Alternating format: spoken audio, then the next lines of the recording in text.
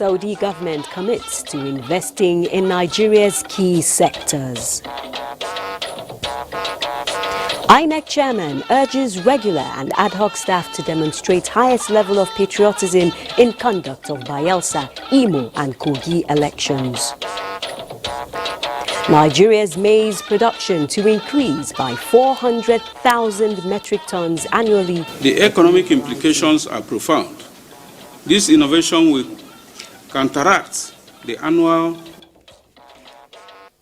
Hello and welcome to the Network News on NTA. I'm Naja'atu Tijani. Adiola Komiakere will be joining us tonight from Lagos. The Network News on NTA is always live on our website, nta.ng/live. Remember to also follow us across all social media platforms for the latest news. We begin with news from Saudi Arabia. Saudi African countries and the Kingdom of Saudi Arabia have expressed interest in strategic collaboration, which will enhance greater development of the parties. This is at the first Saudi Africa Summit in Riyadh, where Nigeria's President Bola Tinubu is also inviting Saudi Arabian investors to cash in on the enabling environment his government is creating for foreign direct investment in Nigeria. State House correspondent Musbau Danwahab reports. An oil-rich country in the Middle East is apparently hoping to be a stronger force globally.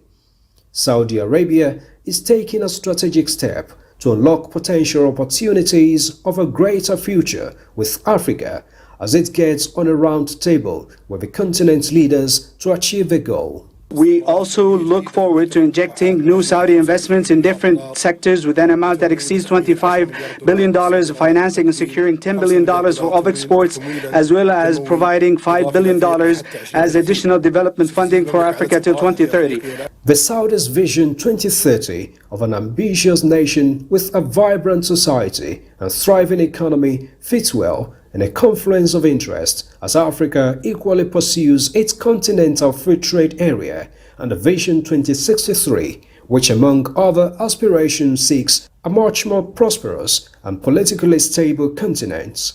It is then desirable that our partnership be built on the strengthening of existing cooperation to develop and amplify them in conformity with a short, medium, and long-term strategic vision, particularly in economic and development areas.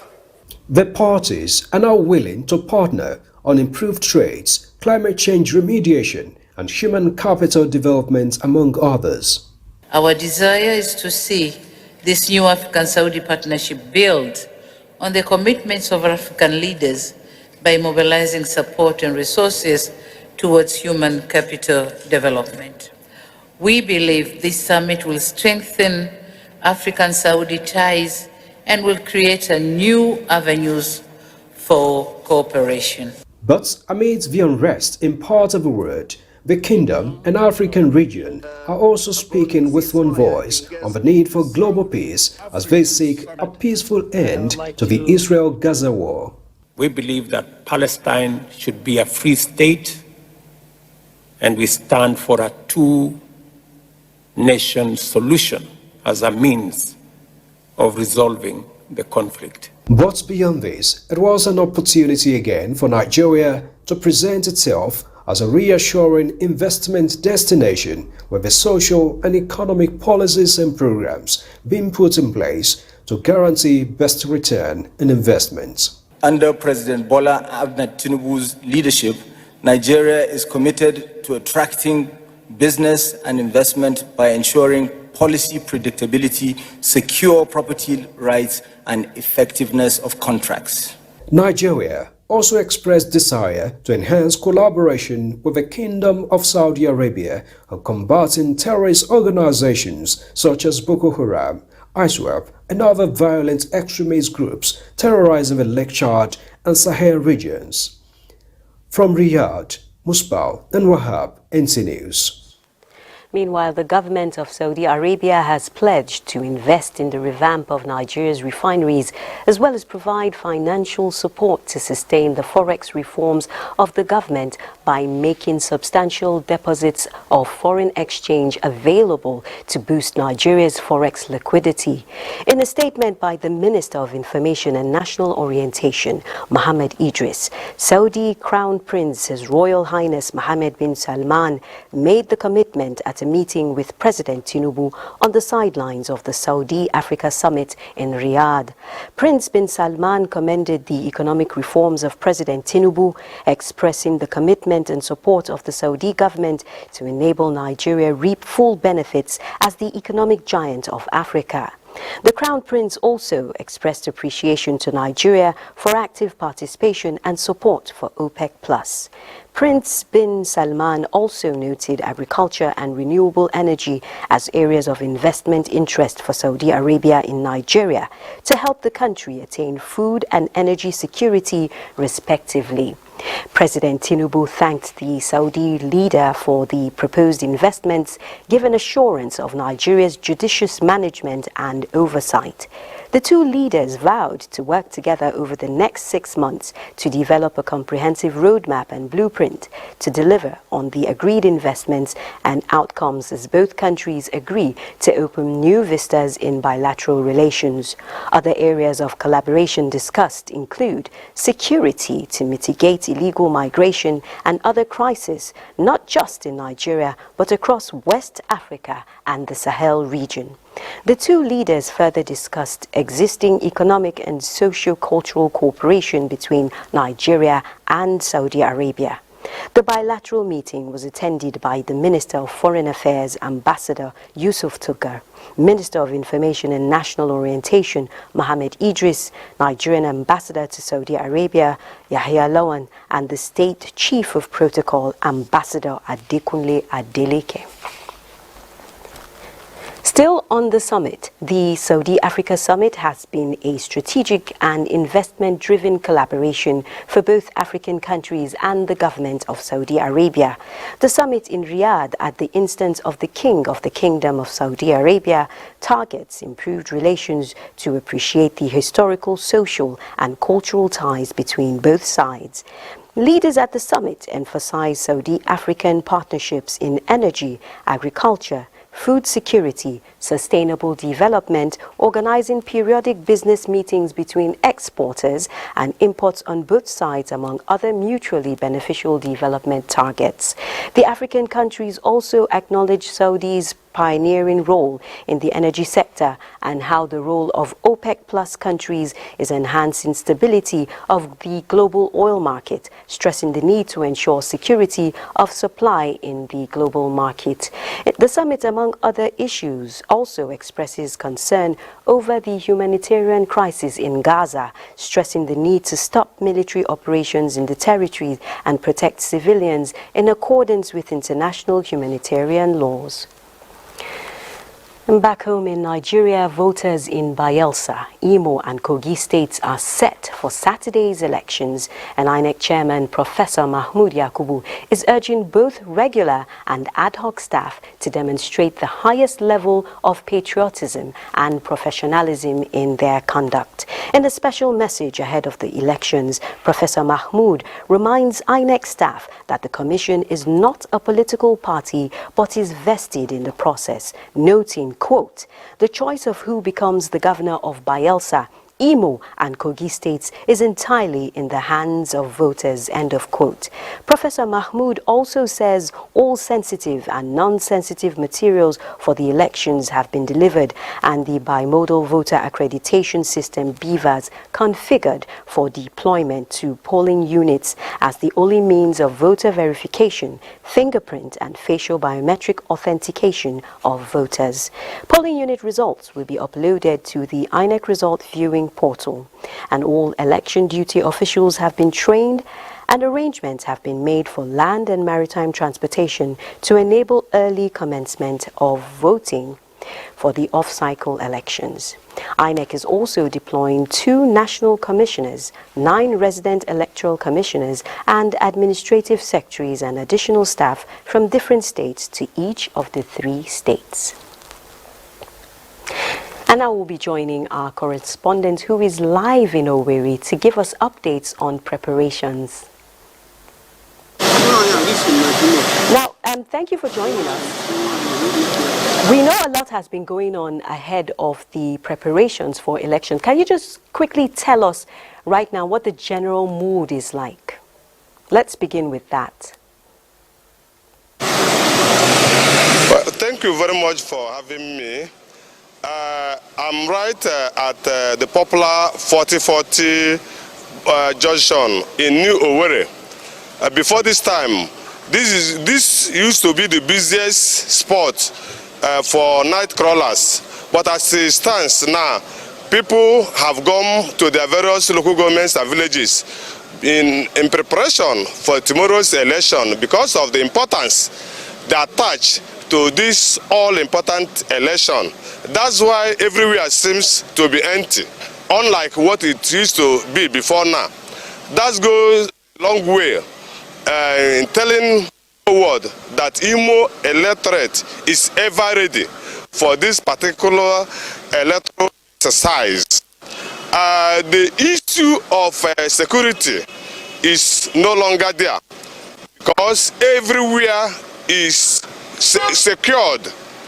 If you can see, even if you keep on watching, in a second now you will see patrol vehicles of the military or security agents patrolling the whole area of the 27 local areas of Imo State. The electorate is now secured and assured that insecurity will no longer be a problem. For them, they are ready to exercise their franchise because the future of the state is a lot to them. Some of them that with told us that from exercising the because Oh dear, we seem to be having a bit of audio issues from Owerri. That was our correspondent Kingsley telling us about how prepared Imo State is for the gubernatorial polls holding tomorrow, Saturday. We might be joining him or we might join other correspondents from the other locations. Moving on now, the National Security Advisor, Nuhu Ribadu, is assuring residents of Kogi, Bayelsa and Imo States of adequate security measures for the off-cycle elections slated for Saturday, 11th November 2023. In a statement by the head, Strategic Communication, Office of the National Security Advisor, Zakari Mijinyawa, the NSA warns against violence by political actors and charges security agencies to adhere strictly to professional codes of ethics during the exercise. In line with the directive of President Bola Ahmed Tinubu, security agencies are also on alert to ensure safe, secure and transparent elections in the 3 states. The National Security Advisor, who is the co-chair of the Interagency Consultative Committee on Election Security, also notes the federal government has mobilized required resources for the smooth conduct of the election and urges election managers to adhere strictly to the instruction given by the President, stressing that monitors will be deployed to the field to collect evidence of violence and irregularities. The National Security Advisor vows that there will be severe consequences for anyone found to have disrupted the conduct of elections or abused his authority. While giving assurance of adequate protection, the National Security Advisor urges voters in the 3 states to come out en masse to exercise their franchise. And now it's time to join Kingsley in Yenagoa, Bayelsa State, to give us a live input on what's happening in Yenagoa, the capital, right now. Hello, Kingsley. Hello, Kingsley.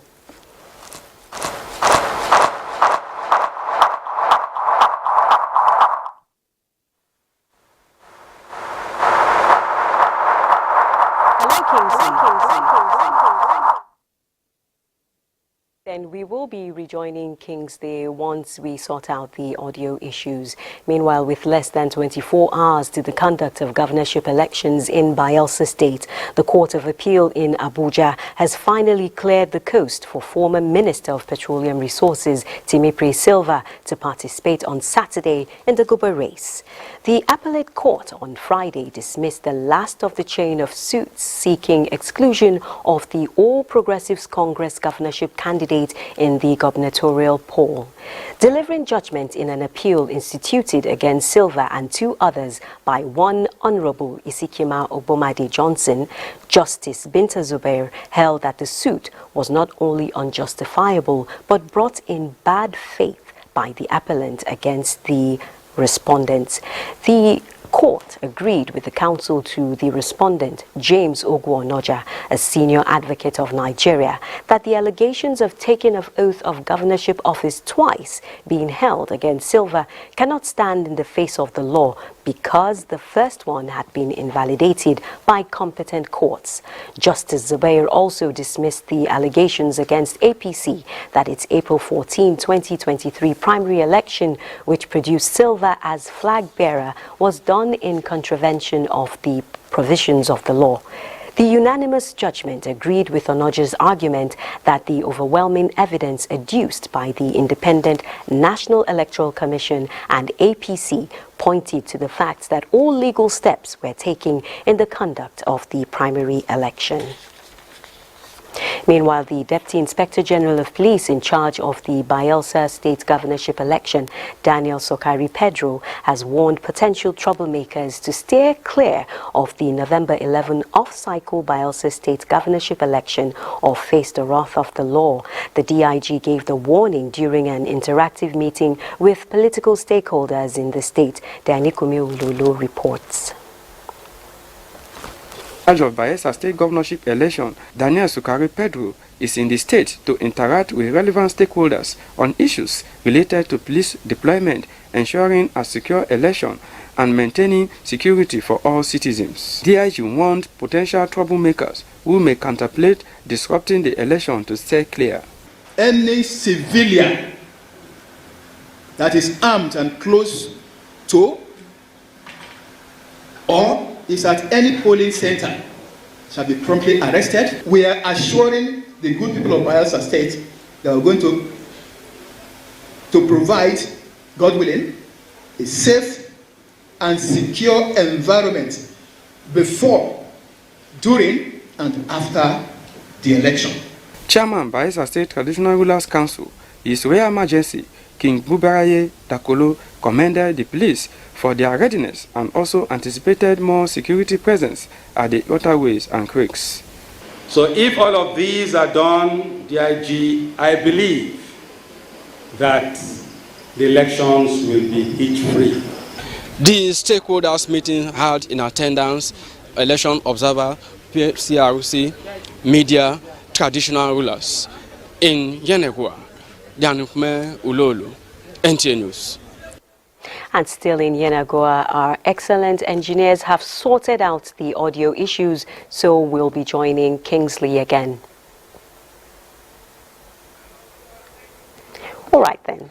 Kingsley will be coming back later in the bulletin. The Nigeria Civil Society Situation Room, Yega Africa, Watching the Vote, and Center for Democracy and Development expect improved administration and management of the three governorship elections in Bayelsa, Imo, and Kogi states as they enjoin INEC to abide by the provisions of the Electoral Act and its guidelines in all stages of the election.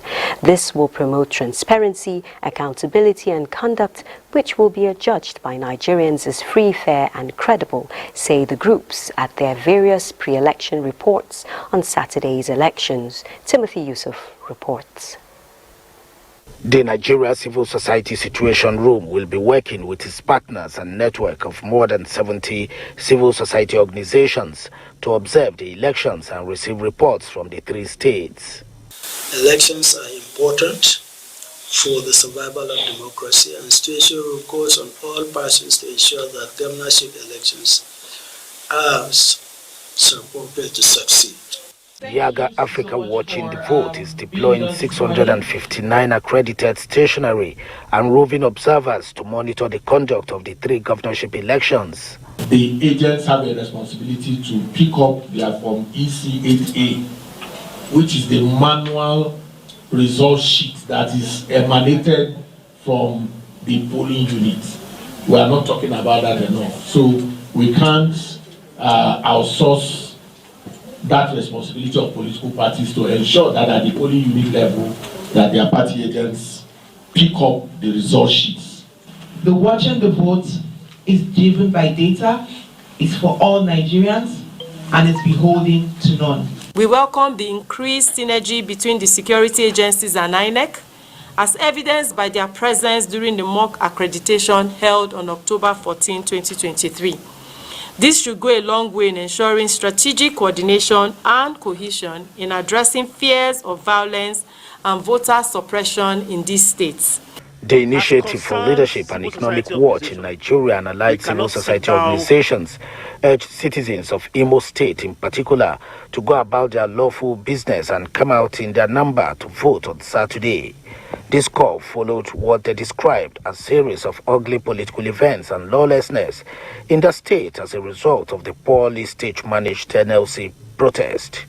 Timothy Yusuf, NTA News.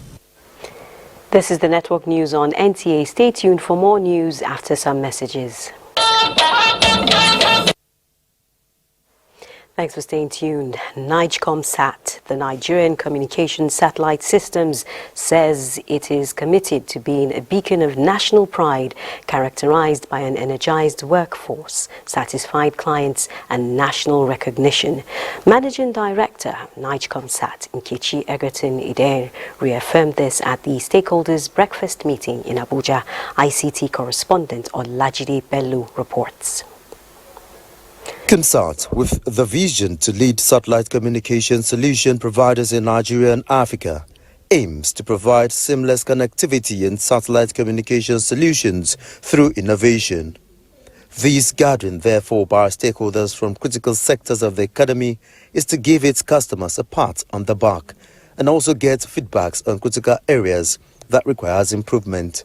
Our focus is around a blueprint that has 5 pillars as well. So we'll talk about knowledge, policy, infrastructure, innovation and entrepreneurship, and trade. And I think what we're doing here today is a core part of the work that we're doing under infrastructure. That's NTA, broadcasting organization, as you all know. And we have not less than 130 stations all over the country. And most of these stations depend on the NigComSat for their operations. Our current focus is to maintain and enhance our service quality and ensure that our infrastructure is reliable, and in terms of our technology, there is continuity. NigComSat expanded services and operations in Ka-band broadband is a ready market for stakeholders, and a navigation overlay precision using satellite-based augmentation system SBAS for aircraft landing has demonstrated to the world that Nigeria can do it and must lead the African Technology Group. Olajide Bello, NTA News. NTA's Executive Director Engineering Lucky Osagi represented the Director General. And now we'll be rejoining Kingsley in Yenagoa for updates, and this time we'll be taking our correspondent in Kogi as well. Now thanks for rejoining us. So let me ask you a quick question though. Let's first of all get a mood, a feel of the mood right now.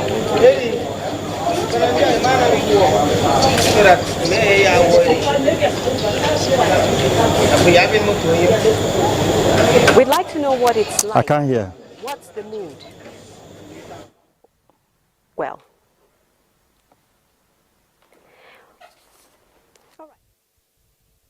it seems like today is World Technical Hitch Day here at the NTA, but while our engineers sort it out, the Ministry of Aviation has organized a ministerial retreat for the Minister, for Permanent Secretary directors and heads of agencies of the Ministry of Aviation and Aerospace Development in Warri, Delta State, towards making the Nigerian aviation space a hub in Africa. Godfrey Nzekwe reports. The retreat is aimed to deliver on the renewed hope for the President of the Federal Republic of Nigeria, Bola Ahmed Tinubu. The Minister of Aviation and Aerospace Development, Festus Keyamo San, says the retreat organized for the top management staff of the ministry will offer them the opportunity of looking at the ministerial deliverables in ensuring that the ministry perform effectively and making Nigeria the aviation hub in Africa. Ensuring strict compliance with the nation's laws and regulations and international obligations. 2. Improvement and development of infrastructure for passenger convenience. 3. Support for the growth and sustenance of local airline businesses. I want to urge all of us to maximally utilize this opportunity to contribute our own quota towards the success of this administration. All the needed support that the minister will need to ensure that it succeeds in our aviation industry will definitely be. The retreat is expected to end on Sunday, November 12, 2023. In Warri, Godfrey Nzekwe, NTA News. It's back to Kingsley in Yenagoa for live updates. Kingsley, what's the situation? Good evening. Welcome to Yenagoa, the Bayelsa State capital. At the moment, the materials have all gone to the various local government area in earnest preparations for the tomorrow's governorship elections. For the situation in Yenagoa, at the moment is very calm. The security authorities have re-emphasized the need for the key players to play by the rules and stop hitting the polity in order to give a level playing ground for this exercise to come and go successfully. Barring any foreseen on circumstances, the electoral ad hoc staff have been mobilized to the various LGAs, but for these few persons you see on my left, we reportedly gathered that they had issues while traveling on the waterways to southern Ijaw local government area. They both had capsized, but luckily for all of them, no one had issue. But we also know at the moment that the authorities have called on the actors to give peace a chance in order to allow this election to come and go. Bayelsans, of course, will be making this decision. A whole lot of decision will lie in the hands of about 1,017,000 Bayelsans to decide the fate of the next occupant of Creek Heaven, which is the government house here in Yenagoa. And the key deciding issues, as been noted earlier, is the issue of leadership in the state. Those who are aspiring for these offices, those who spoke to have said that they have occupied public offices in the past and they should be able to give account of those offices by the way of the judgment that will be issued by the people at the polls tomorrow. That is the situation in Yenagoa at the moment. Thank you, Kingsley. Expectations are high from 1,017,000 persons choosing their leaders. Now, what's the situation in Kogi, Solomon? I'm right at the front of Okene Local Government Secretariat in Kogi Central. And I can tell you categorically that 1,932,654 voters across 21 local government areas, 239 registration areas, and 3,508 polling units across the state will determine the fate of who will occupy Lugard House tomorrow.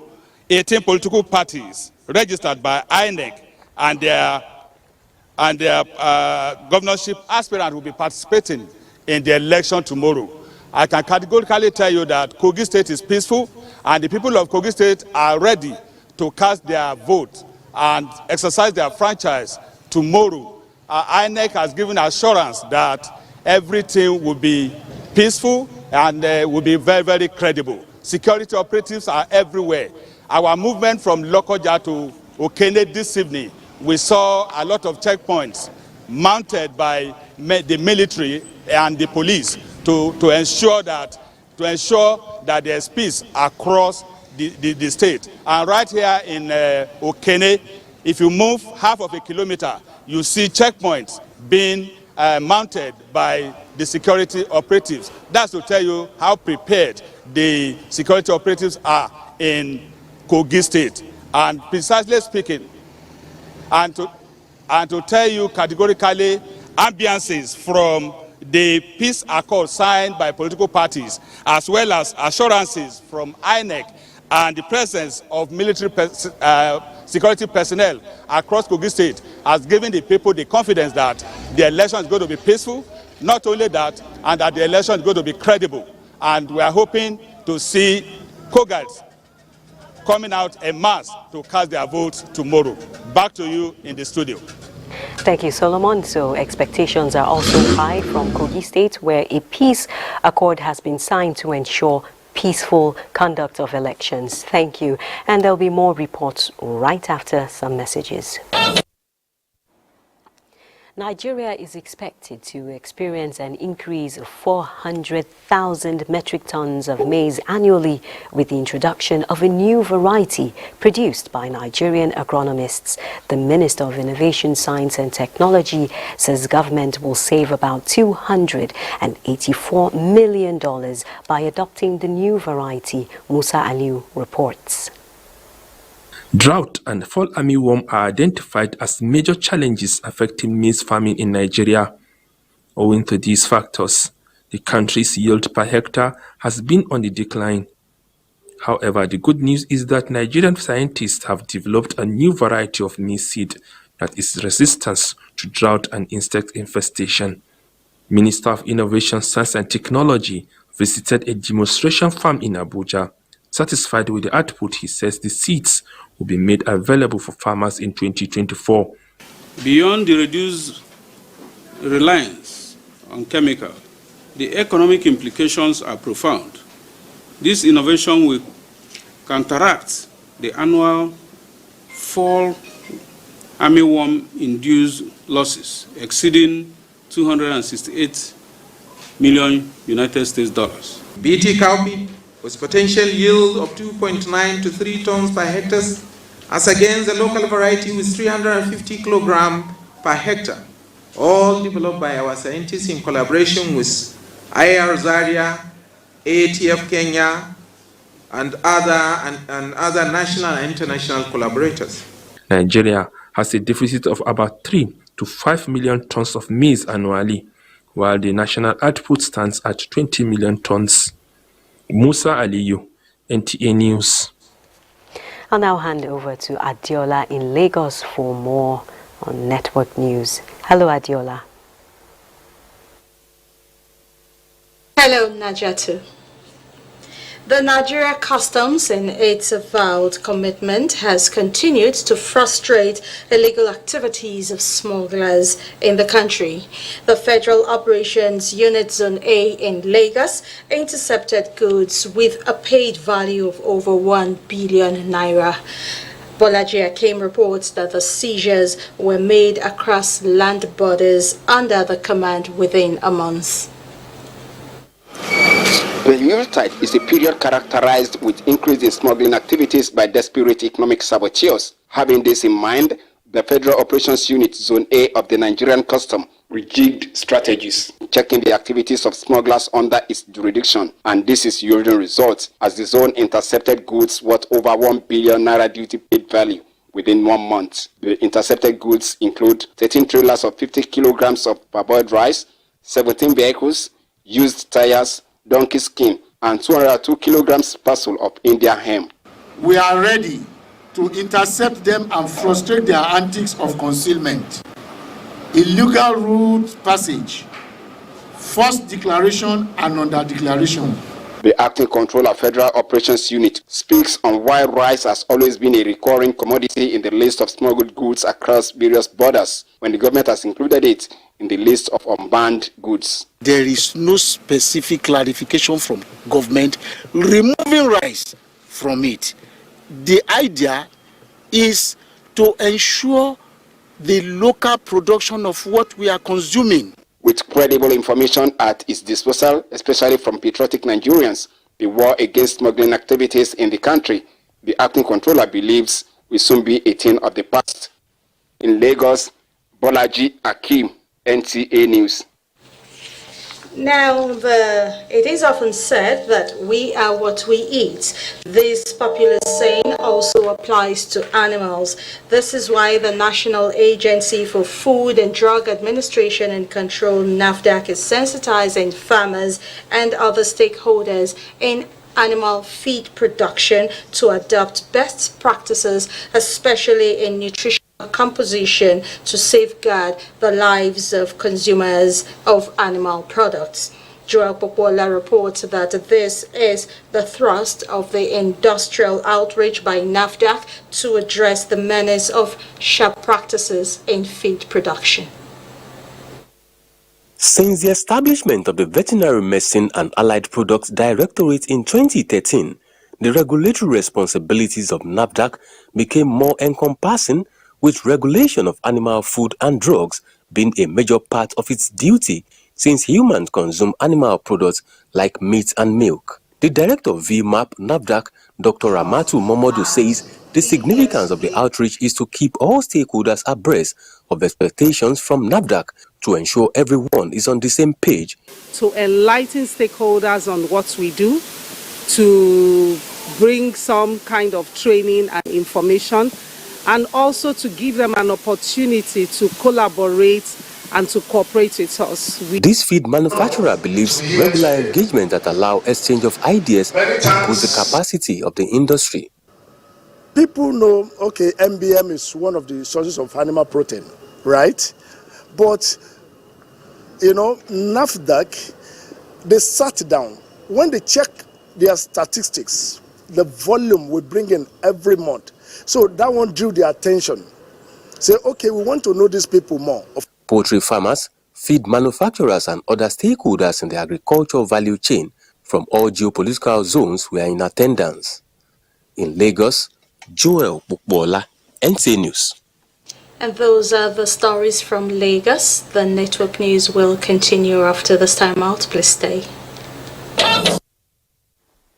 Determined to present a strong position which will benefit the country at the forthcoming COP28 Climate Change Conference in the United Arab Emirates, the federal government has constituted an ad hoc committee to harmonize Nigeria's agenda at the event. State House correspondent Abdurrahman Jibrila reports that the Vice President, Kashim Shettima, has tasked the committee to come up with a roadmap which will enable Nigeria fully benefit from its participation at the conference.